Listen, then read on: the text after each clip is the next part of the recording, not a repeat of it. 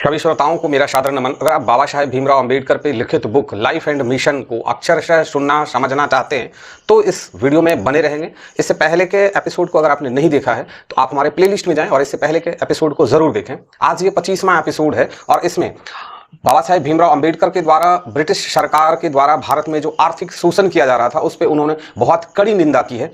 ये आज का मैटर है। तो क्या है कि प्रोफेसर एडविन सेलिगमन व अन्य प्रोफेसर ने इसकी भूमिका लिखी थी। भूमिका में सेलिगमन ने इस महत्वपूर्ण ग्रंथ की सराहना करते हुए लिखा कि यह ग्रंथ इकोनॉमिक्स के क्षेत्र में सर्वश्रेष्ठ रचना है जिसमें महत्वपूर्ण मूल समस्याओं को उठाया गया है और इस प्रकार रेखांकित किए जाने वाले सिद्धांतों का ऐसा अध्ययन कहीं नहीं देखा गया है।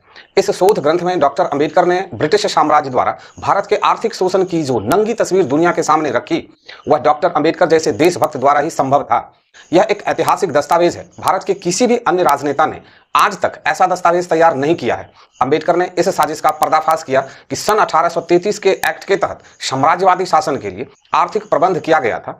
उन्होंने विस्तार से विश्लेषण कर ब्रिटिश नौकरशाही तथा इसके जरिए साम्राज्यवादी शोषण की निंदा की। उन्होंने लिखा कि ब्रिटिश सरकार अपने देश के उद्योगपतियों के लाभ के लिए नौकरशाही द्वारा भारत की अर्थव्यवस्था को निचोड़ दिया। उन्होंने ब्रिटिश सरकार की कड़ी निंदा की।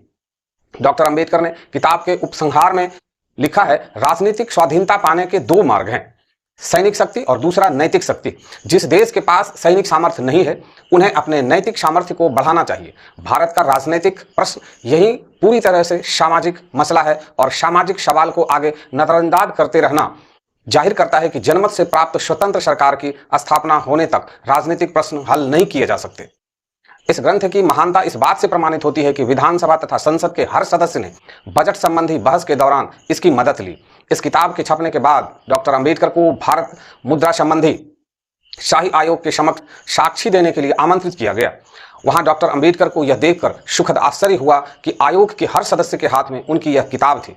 न्यूयॉर्क में स्टडी के दौरान अंबेडकर दो बड़ी बातों से बहुत प्रभावित हुए थे। पहली, अमेरिका के संविधान के 14वें संशोधन से जो वहां की श्वेत निग्रो जाति के लिए स्वतंत्रता की घोषणा करता है, और दूसरी वाशिंगटन के जीवन से जिनका सन 1915 में देहांत हुआ था। वाशिंगटन निग्रो समुदाय के सुधारक व शिक्षक थे जिन्होंने निग्रो लोगों में टास्केगी इंस्टीट्यूट के जरिए शिक्षा का काफी प्रचार किया और निग्रो लोगों को सदियों की गुलामी से मुक्ति दिलाई।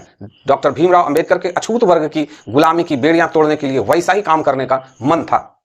बाबा साहेब लिखते हैं, देश भर में स्वराज व स्वदेशी की आवाजें उठने लगी थी। क्रांतिकारी युवा ब्रिटिश शासन को हटाना चाहते थे, आजादी के गीत गाते थे, लेकिन हमारे करोड़ों अछूत भाई स्वदेशी गुलामी के जीवन जी रहे थे। उनकी गुलामी की बेड़ियां तोड़ने के लिए मेरा मन तड़पता था। यहाँ न्यूयॉर्क में अध्ययन के सिवाय मुझे कुछ नहीं सूझता था। इस स्वतंत्र देश के कानून सीखकर भारत में जिस कानूनों के बल पर विषमता से भरा समाज बनाया है वह समाज राज कानून बदलकर अपने दुखी समाज के लिए समानता, स्वतंत्रता व बंधुत्व स्थापित करना उनका मुख्य उद्देश्य था। मेरे पास खाने के लिए खाना नहीं था, मनोरंजन के लिए समय नहीं था। एक अन्यायी व अमानवीय समाज से हमें मुक्ति चाहिए। पहले शिक्षा की संजीवनी चाहिए, फिर गैर बराबरी की व्यवस्था से संघर्ष।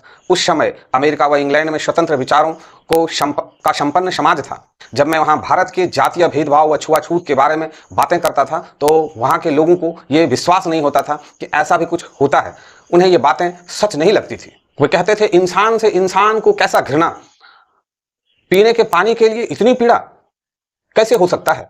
पर यह सच था। भारत का व्यक्ति दुनिया में जहां भी जाता है वह अपने साथ जाति और जातिवाद साथ में ले जाता है।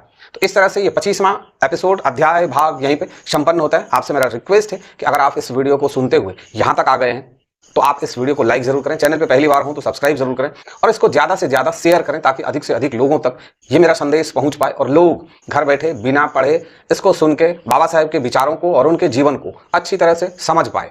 मेरा प्रयास सार्थक हो इसके लिए आपको एक शेयर करना है। बस मिलते हैं हम 26वें भाग में।